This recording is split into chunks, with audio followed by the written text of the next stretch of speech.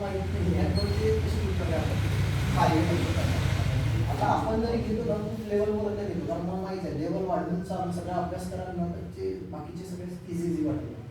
ठीक आहे आपण वरवरचं घेतलं तर म्हणून ते काही महत्त्व नाही ना त्याच्यामध्ये. काय होणार आहे गुणाकाराचं प्लसच होणार आहे.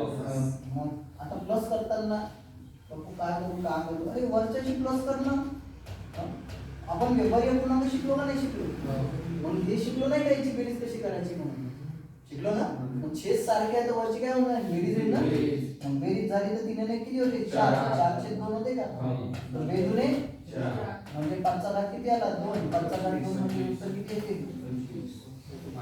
आता मी पूर्ण नाही केलं पूर्ण नियम नंबर 1 व्यवहार्य पूर्णांक माहिती आहे ना भाग जात असेल तर भाग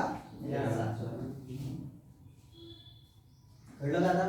हां दुसरं याचं भाग दुसरं याचं भागाचं काय होते सांगा मायनस होते ना मायनस 203 राहील का सरळ वजाबाकी होते कारण छेद सारखे आहे ना 4 मधून 2 गेले तर किती होते 2 छेदामध्ये किती येणार 3. आता भाग जाते का नाही बरोबर अलग लक्षात.